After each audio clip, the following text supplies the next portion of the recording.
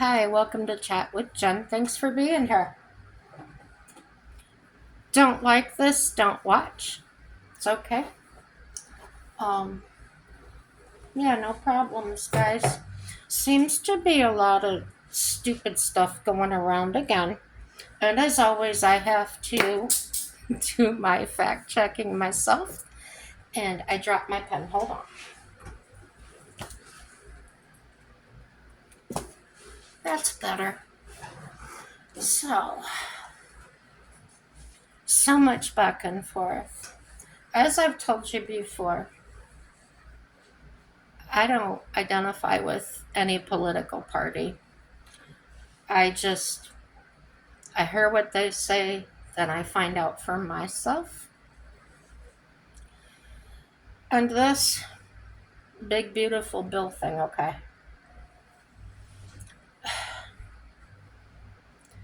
I got some facts. Not funny. I did find some facts. The one myth, there's several myths, but one that just stands out in my head that I keep hearing over and over is it's just a tax break for millionaires or for billionaires, whatever. I don't know where you're getting your facts from. I don't. Um, Government's been pretty transparent with everything they're doing, and there was no indication of that, no hint of that, nothing whispered. Um, from what I have seen, from what I understand, and this is from several people now, there's several views, not just Fox News or anything. It delivers the largest middle class tax breaks, okay? No tax on tips, no tax on overtime, things like that. Now, my concern when I was hearing these things was I'm lower income. I'm on Medicare. I'm on disability. How is this going to affect me? So here I go, probably like everybody else. I'm typing in Social Security. I'm typing in everything else. And it's been going on for a while now. And I decided to come on here today because it is the ignorance is spreading and nobody's bothering to find out for themselves. They're parroting each other, if you will. I was watching the house as much as I could stand, maybe 30 seconds of it. Anyway, they were doing the 100, don't, the Democrats were saying don't kill everybody's Medicaid and SNAP and everything. Okay. They're crazy. I'm sorry. um, the guy keeps telling him over and over that, North Carolina, Mrs. So and so wasn't, or Miss So and so, I don't remember, but uh, wasn't relinquishing her time or whatever for that. Well, 100 people, there is, and I remember this from psychology and from marketing. I had to do some marketing, and people have to, here's the psychology of it. You have to hear something about 3 times before you hear it. If you hear it about 3 more times, you start to think about it. If you hear 3 more times, you believe it. And it might be inaccurate on how many times you have to hear it, but it's a thing. Um, and depending on who's telling us that, if it's somebody we really believe what they say, if we trust them, for instance, if you're close to your parents and your parents said it, it must be true. So, without actually finding out for yourself and just taking somebody's word for it, you could be off. They could be off. So, the middle and working class doesn't pertain to me. So, of course, this was concerning. Um, They're going to get the largest tax cut in U.S. history. And the president's legislation, will put more than $10,000 a year back in the pockets of typical hardworking families. Now, some of you have said that's a double-edged sword, because where they cut on one side, they have to, or if they give one side, they got to take from another, which has been, in my experience, just living my life since 1972. Um, Here's how it went. No political information. This is just how I lived. I was not raised in politics. I don't understand them at all. I'll tell you how I lived. And I can't tell you who was president at the time that I went through this. Okay, so I'm born in 1972, and my parents start out their life, and not a lot of money, but they managed to buy a house, using my mom's trust fund as a collateral. Okay. From what I understand back then, there was no borrowing money without collateral. There was no handout, so to speak. And what I call handouts are easy ways to borrow money. They got the buy here, pay here cars, they got things like that. Well, let me tell you something. Somebody has to put that money up front. And what happens is, if we default on those loans, those same people that put the money up front in the first place, they bought the vehicle, they pay the people to sell it to you, they pay all the overhead for that company. And then if you default on what you said you pay them, they have to spend more money to go reclaim it for you. Okay? So, really, the company is taking the biggest hit. They've got the most invested in your little car, truck, whatever. Okay, that's a buy here, pay here. That's a small company. When you're talking about big companies, they have become big by absorbing smaller companies. Smaller companies sell out to get more money. So that's logic. They have to take some from something else to fill up over here, to put more over here. So the way I grew up, when I really started becoming aware of life in general in the 80s, I could work. When I was 16, my I got a car. It was a 1979 Camaro Berlinetta. My insurance was not astronomical. I was able to take driver's ed, which wasn't inexpensive. It was, I think, $500 at the time. Um, but because I did that, in the long run, it saved money on insurance, okay, car insurance. So I had to get a job to pay for my car, start paying my way at 16. So I went and got a job at Arby's restaurant. I made $4 an hour, I think. On that $4 an hour, I was able to keep gas in my car, to do all the running, do everything I wanted to do. I paid insurance on my car. I um, repairs, things like that. Unless it was a major repair, no, I probably wouldn't have money for that. But overall, I was self sufficient in that way. I also paid for my school lunches, bought my own horse feed, because mom and dad, when I started working, wanted to teach me responsibility. So now you're responsible for taking care of your animals, feeding them, whatever, which is fine. Okay, good way to grow up. So,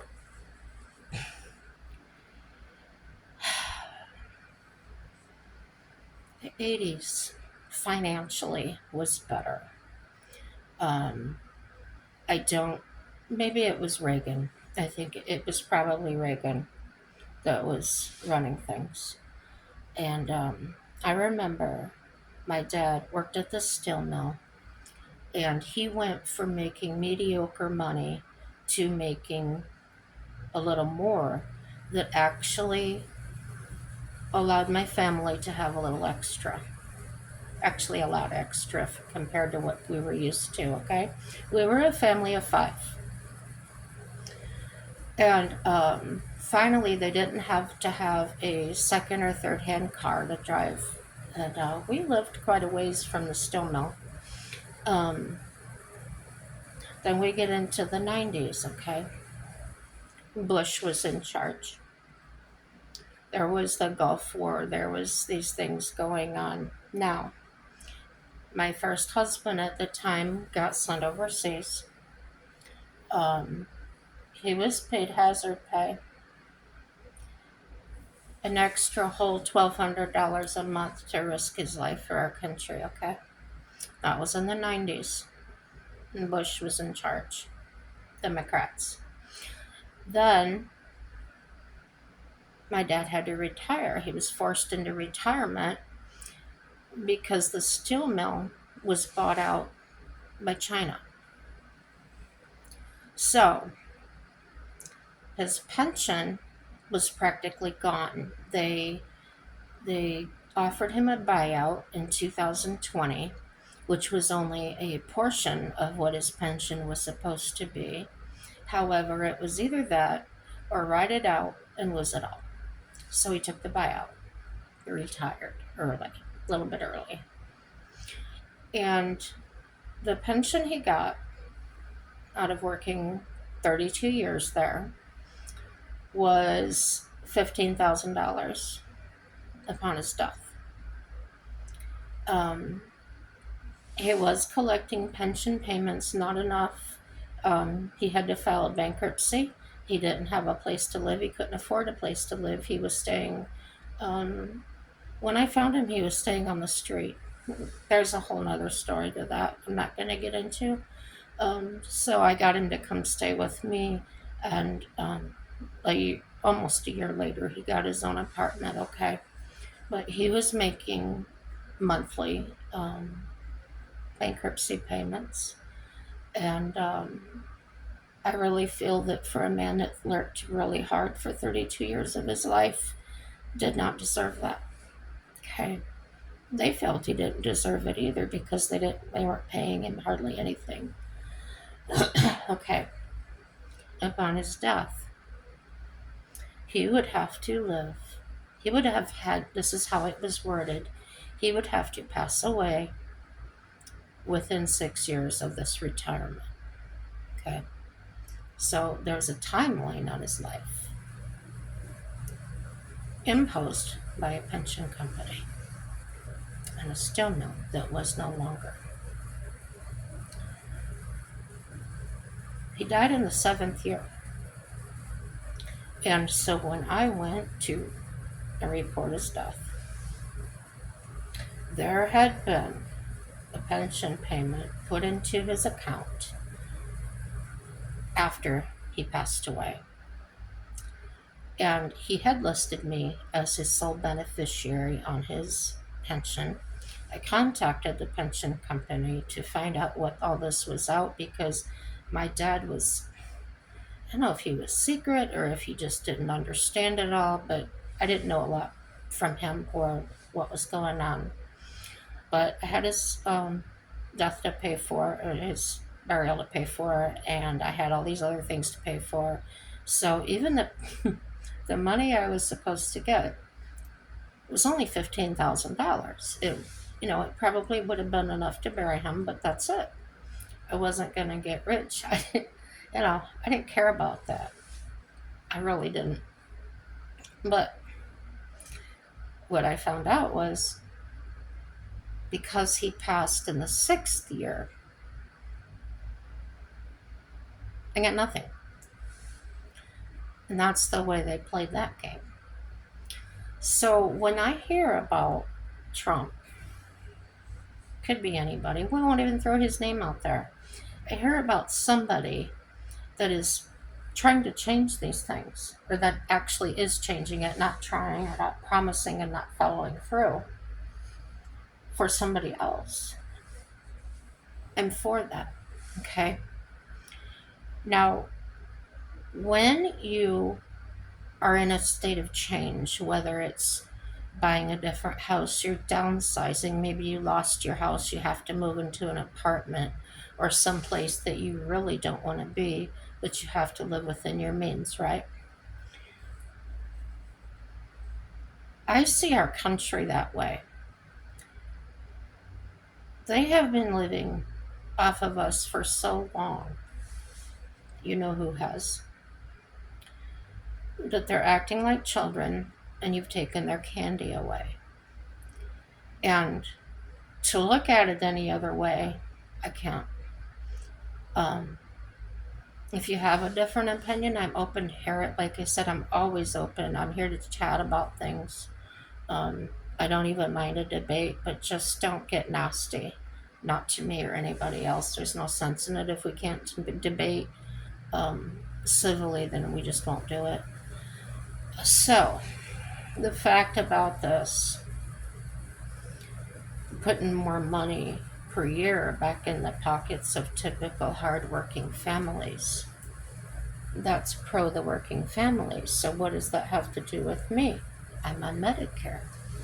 There's all these rumors. He's going to get rid of it. He's going to cut people off. People that are, you know, I'm just going to be ass out, guys. So, the myth that it takes from the poor and gives to the rich. Okay, here's the fact of that.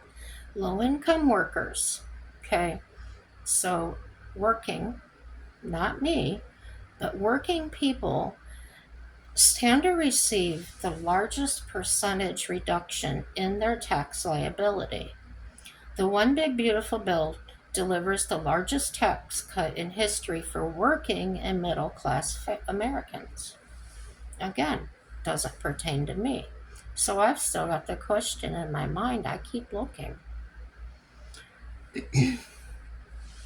A myth is that it makes life more unaffordable. That was one of my fears going in, was like, well, I see the price of eggs coming down, the price of gasoline has really come down, um, which helps me out. Um, so I was concerned. These rumors are hurts low income families. Well, the fact of it is, so far, before the bill, I've actually benefited from the things that have been happening. So I looked up, I kept digging, and the fact is actually it's the most pro family legislation ever crafted.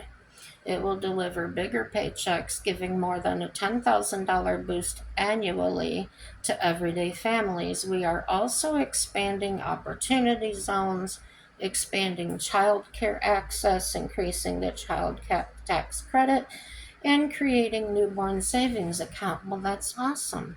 What does that have to do with me again? So far, I hear nothing about Medicare, about my Medicare being taken away. Okay.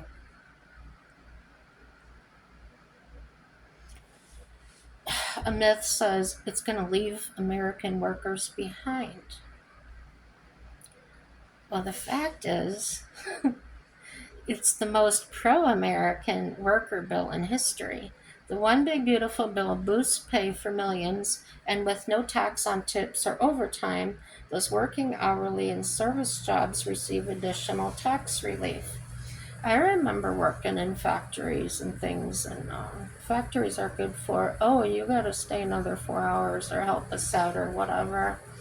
And I dreaded it because I knew if I went to making time and a half, my whole overtime or most of it was just going to pay the taxes.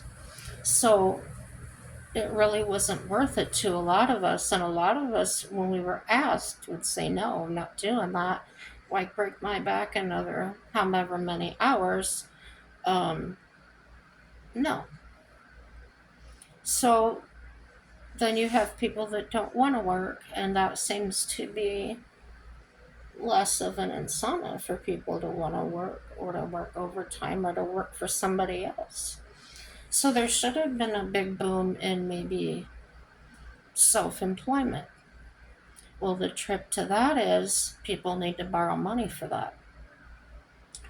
I didn't. As I've told you before, I started my business in a different way, but my business wasn't a restaurant or things that would take a lot of money. So the tax cuts will be permanent, including the small business deduction, helping Main Street grow and hire.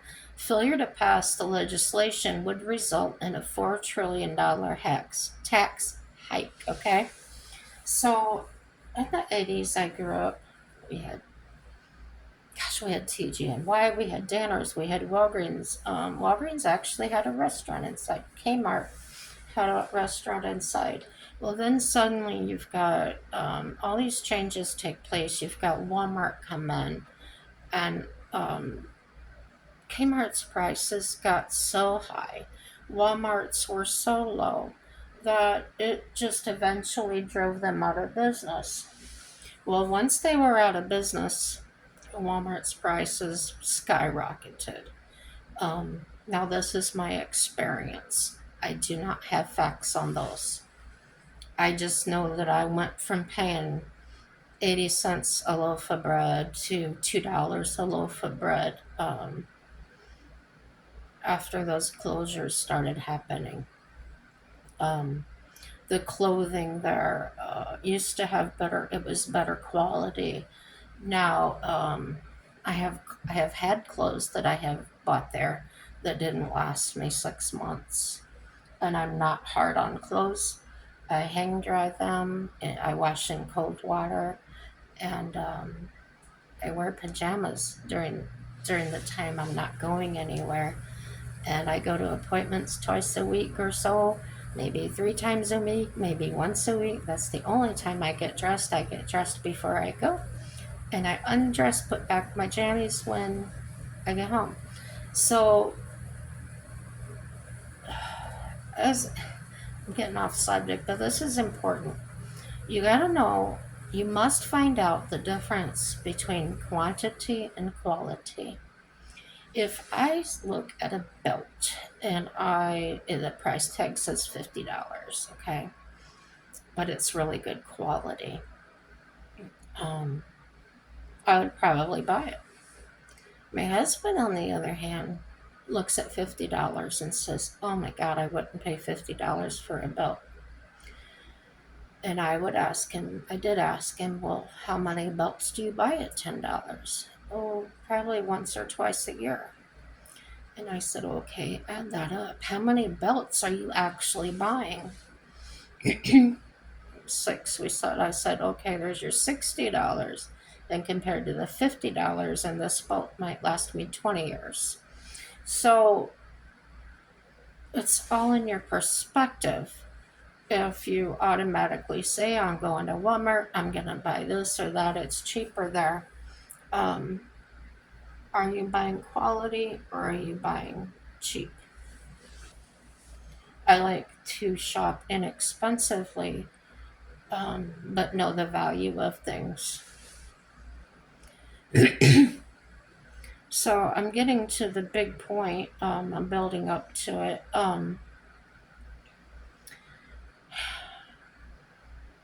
The myth is that it kicks American families off Medicaid.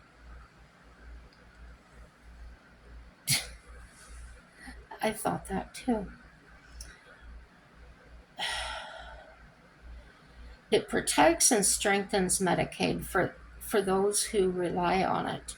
Pregnant women, children, seniors, people with disabilities, and low income families, while eliminating waste, fraud, and abuse. So, Michael was unemployed. He went and applied for Medicaid because he had no health insurance, and that was no problem. Okay. Was he looking for work? Yes. Do they ask that? Yes. Um, no big deal.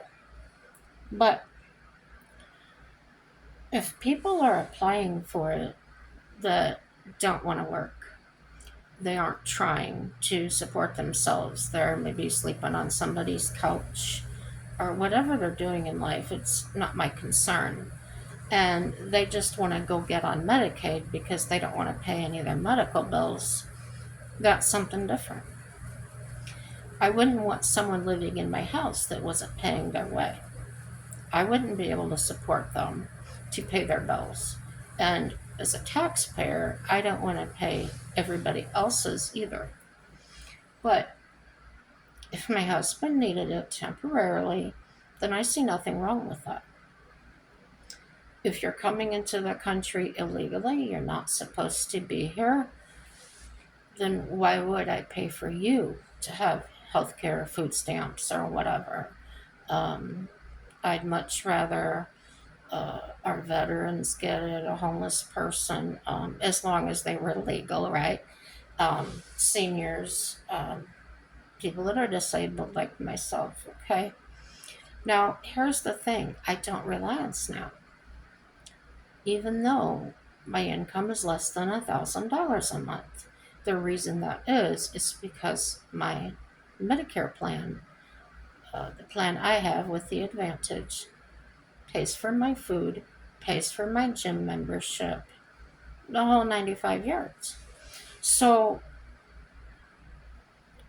when you read about things or when you hear things that you don't have the facts on, what we need to do is search deeper in that. The surface of the water can look just so crystal clear, but if you actually got into it and you find some things underneath that are tangling up your legs and maybe pulling you under, then that's really not the place you wanted to be. Um, don't hear something and repeat and squawk about it when you don't even know what you're talking about. Um, you could have ideas. You can say, oh, this is my opinion, but don't scream it or shout it out as fact when you may be off a little bit. So, in reality, the bill is removing illegal aliens, it enforces work requirements, and protects Medicaid for the truly vulnerable. So we wouldn't be affected. Is he is his work requirement being met? Yeah. He's supposed to look for a job. Duh. No brainer. Look for a job. Be willing to pull your own weight. And here's another myth that I was wondering about. It says that it cuts Medicare. That's a myth. It says the fact is Medicare has not even been touched in the bill. Absolutely nothing in the bill reduces spending on Medicare benefits. This legislation does not make a single cut to welfare programs. It safeguards and protects these programs for all eligible Americans. So when I've heard people screaming that they're taking it out of seniors' mouths, they're taking it from disabled. I'm disabled and I'm here to tell you I'm not lacking a thing. Oh, I'm not going to. Ask me next year if I lost anything. Let's do that. Meet me here in a year. Um so the fact the fact is there. Another myth.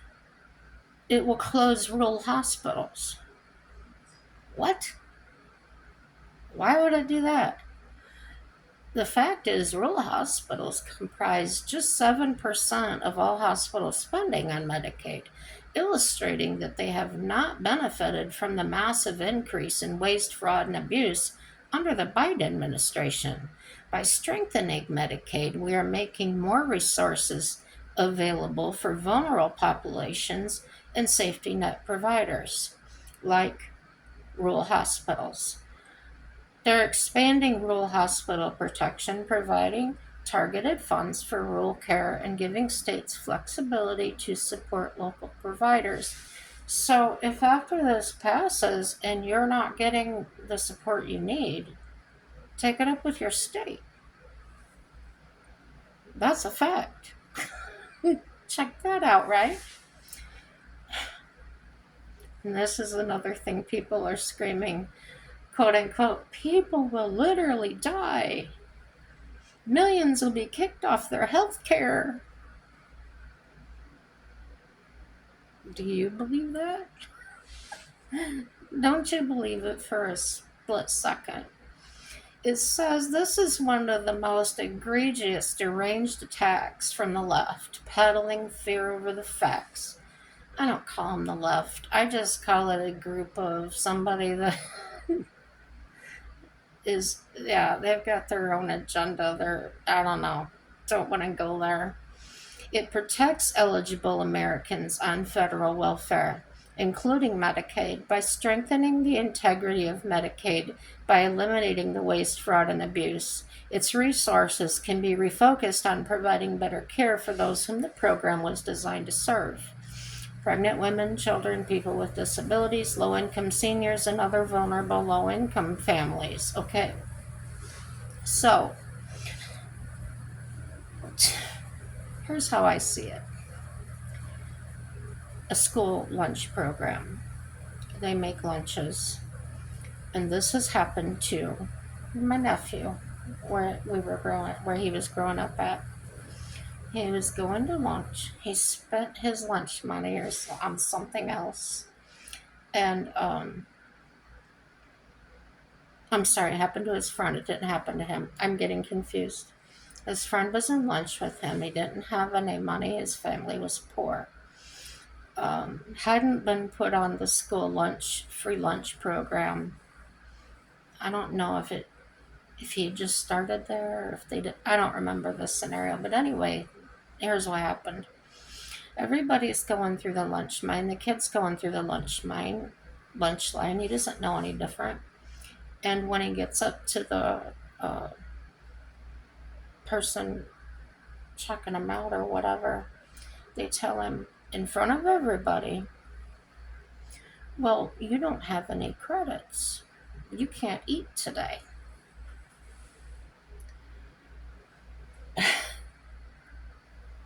When I went to school in the 80s, if that would have happened to one of us, we would have eaten.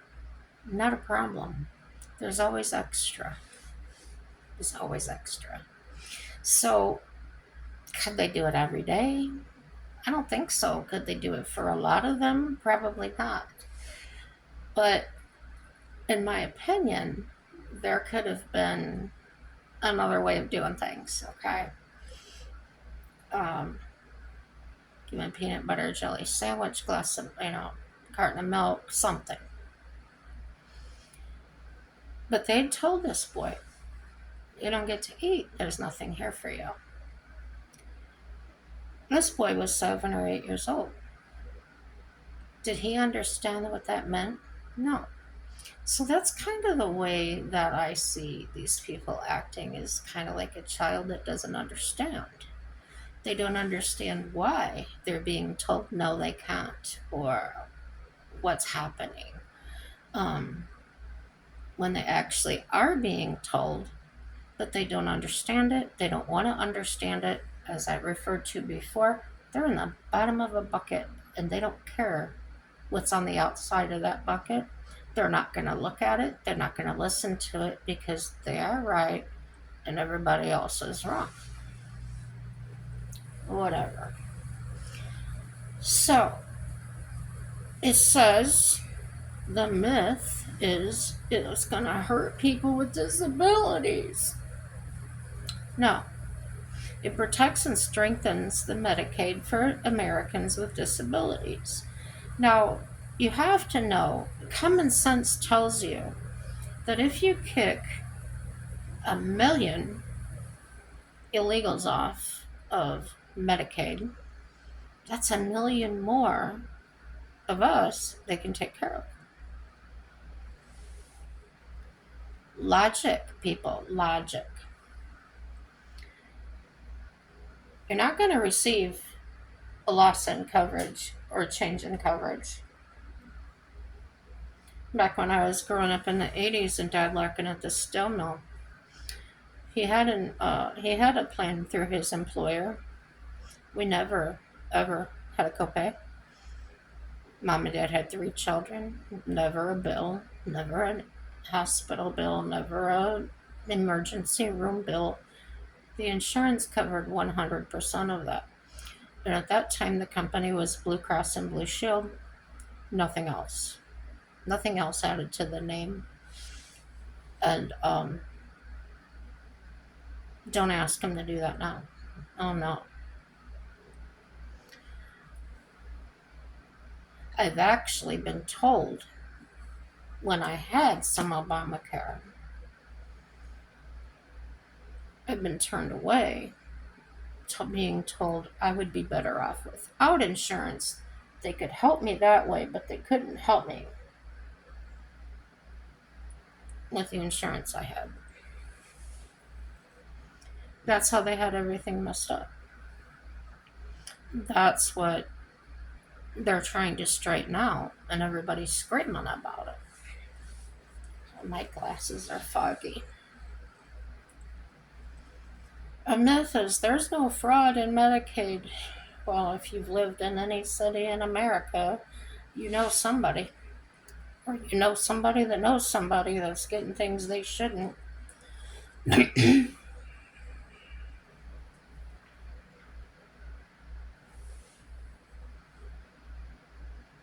Says the last 10 years, CMS admitted that improper payments for Medicaid have exceeded $500 billion. Imagine that. In just the past year, taxpayers spent $56 billion on benefits for able-bodied adults. That's people that could have been out working. And they're abusing the system. And over 1 million illegal aliens are receiving free health care on the backs of taxpayers. And then I ask, okay, where's my neighbor's free health care? And I mean neighbor in a general sense. My neighbor here is literally native and they're taken care of with their tribes, their tribal benefits. The bill removes illegal aliens, it enacts work requirements for able-bodied adults, and protects Medicaid for the truly vulnerable. So, if you're out there screaming you're going to lose everything, there's a reason you don't qualify. It's not that somebody has just removed it for shits and giggles. Check it out. What are you not doing that you're supposed to be? Are you here because you're supposed to be or because you're not supposed to be? Only 28% of people able to work are on the SNAP network. What? It promotes work responsibility, restores SNAP to the truly deserving needy. So, if your SNAP budget is $1 trillion and you've got $1.5 trillion people, $1.5 trillion needed funds, who are you going to give it to? So this president has stepped in and drawn the line. We're going to help people that really need it. Enough of this.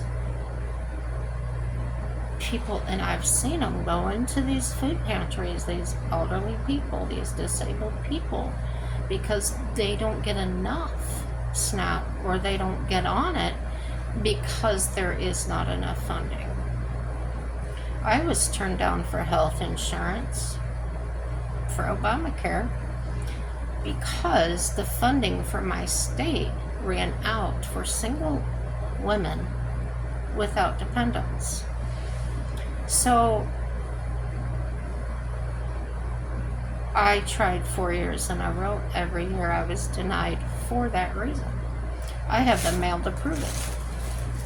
So, was my life better under the Democratic leadership? Never. Never. This is a myth. Illegal aliens don't get federal benefits. We all, if we're in our right mind, we know that's not true. And the fact is, illegal aliens burden the taxpayers. They're albatross around our neck in this way, financially, because it's costing us billions for their free health care and welfare benefits. So while all of you are out there screaming, why not help the veterans? Why aren't we helping them? Well, now we have somebody that's in there actually doing this, and now you're not happy with that either. So what side are you on? You can't have both. There's only so much funding there. Money only spends once, guys, in the real world. So, another myth, it doesn't actually end taxes on Social Security.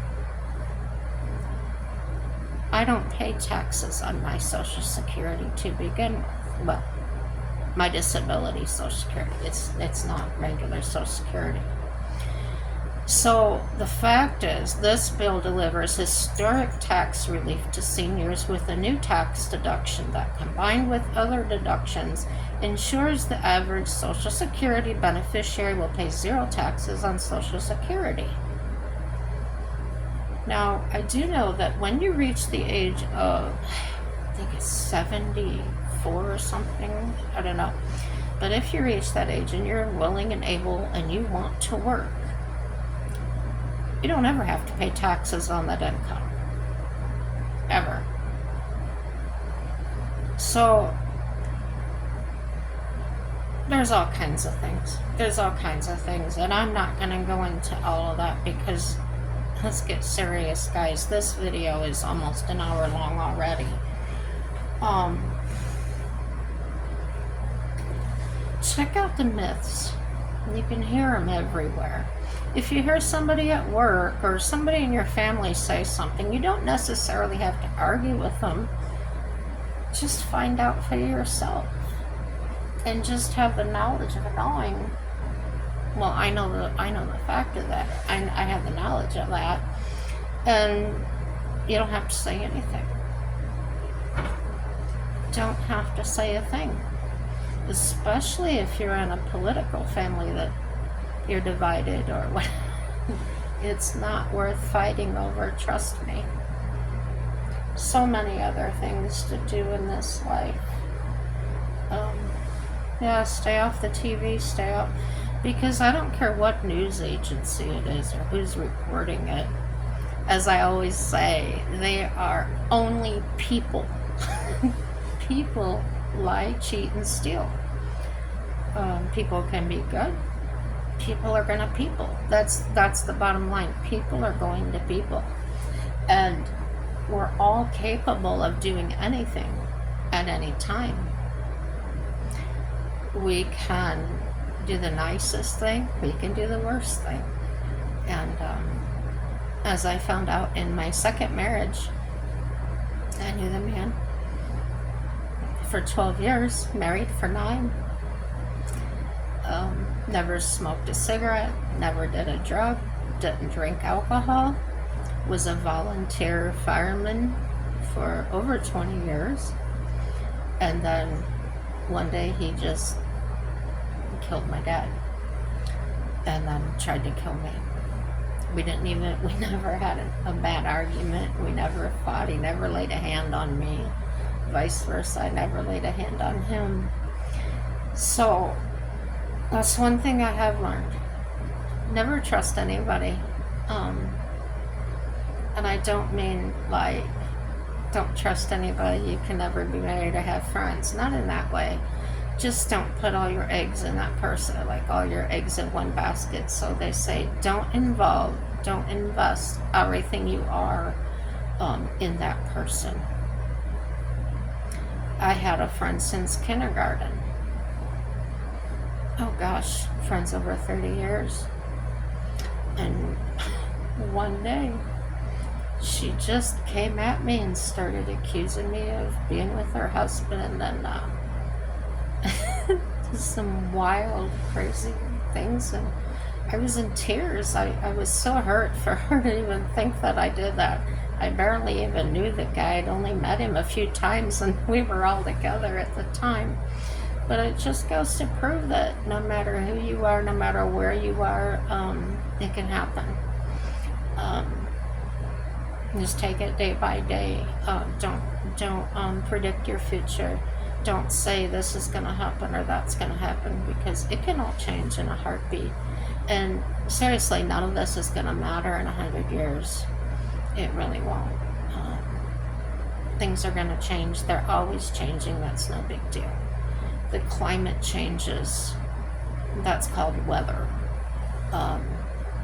If you don't know that, go back and find out where the dinosaurs went, or act like you have a brain.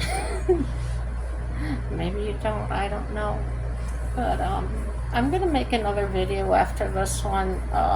Maybe. We'll see what I feel like. And no matter what, guys, everything's gonna work out to your good, I promise. Everything's working out for us, and even when things tragic happen, it's still going to work out for your good.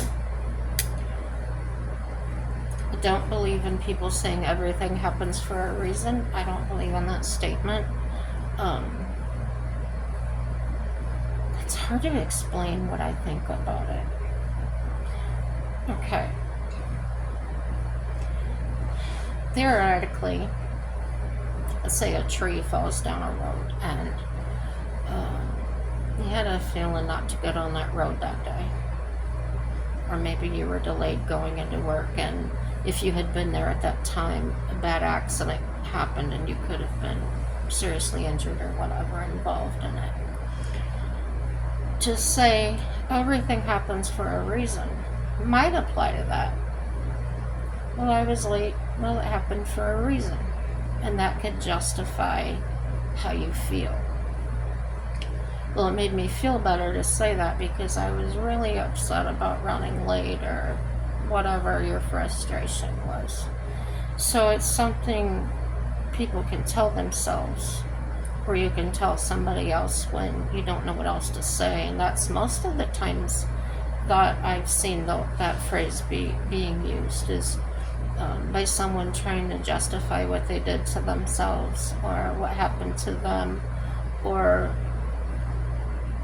when they don't know what else to say to somebody that's been through a traumatic event. I heard that so many times from people that would say everything happens for a reason, when my dad was killed, or my nephew was beaten so bad he almost died by his stepdad. Children that are, everything that's going on today, trafficking, not going to go too much into that. It'll make me feel too bad. But I've heard people actually say everything happens for a reason pertaining to those things.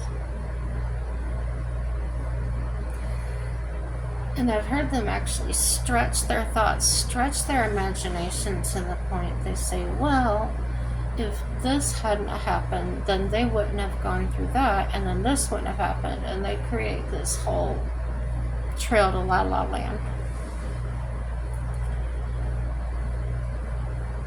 That's a fantasy. I really believe that's a fantasy. Keep your feet firmly planted on the ground. If that saying makes you feel better, then use it. Another thing that I absolutely do not like to hear is when someone says, well, to be honest with you, or to tell the truth, I'm not even going to lie. They're telling me they're a liar. That in any other circumstance, they would lie. But right now, talking to me, they're not going to lie about this particular thing. So they're telling the truth, but what truth are you hearing? I'm hearing the truth. Well, right now at this minute, you're not going to lie. The truth is also that you lie the rest of your life or whenever, any other time you lie about it. So choose your words carefully. I'm not the type of person that says, I'm not the type that says, oh, I take things literally. No, I listen to what people say and I believe what they say. Um, and when I hear things about what somebody else is doing, like somebody saying our government's doing something wrong, or our mayor's not doing what they should do, or our governor's not doing what they should do. Our governor from North Dakota is now working with Trump. Our state of North Dakota is one of the few states that's actually been running in the black. So somebody's managing things pretty well in this state. When I lived in Indiana, everybody was truly in poverty. Everybody was truly staggering and couldn't afford rent, couldn't afford a lot of things. So, if you went into an office for help, you were often, as a white woman, I was pushed aside for the colored woman, no matter black, yellow, whatever, because they thought they had to take them first. Do I blame them? No, it's probably how they were trained or whatever. I'm not going to get into that either. I have just so many wild things that happen. So, no matter what it is, no matter what you're going through, and um, even if you're suffering because of this president or whatever, just trust that everything's going to work out for your good. Um, it doesn't mean something happening to that person. It doesn't mean that they have to be taken out. All you have to look at is yourself and what you're doing, how you're reacting, and hopefully you're reacting in the proper way. Um, yeah, check and balance each other, check and balance yourself. Um, if you don't think that he's making America great again, then you make it America great. You do the best you can. Um, that's all I have to say about that. And hopefully I don't talk about that anymore. Hope I got that out of my system. Share with your friends and your enemies. Um, Hopefully, somebody will get something out of this and give me some feedback. Let me know if I'm on the right track. This isn't something necessarily I would share with my psychotherapist because it has nothing to do with mental health as far as I'm concerned. Well, in my life, it doesn't pertain to anything, but um, again, as I've mentioned, mental health is rampant. I think it's been rampant for a long, long, long time. It just was recognized as different things. So, yeah, subscribe if you want to. I'd love to have you. I really like to see your comments. I'd like to know that you're watching. Give me some ideas. Makeup tutorials. I haven't done one of those in quite a while. Maybe I'll get around to those again. I've just been really busy. Been going to therapy. That's physical therapy. I usually do half hour to 45 minutes there, and then I go swimming afterwards for 2 to 3 hours. And that's not swimming, so to speak, but I'm exercising. I'm walking the pool and things like that. So, getting stronger. Uh, yeah, keep it up. Keep on keeping on. And I I'm glad you're here and have a happy day.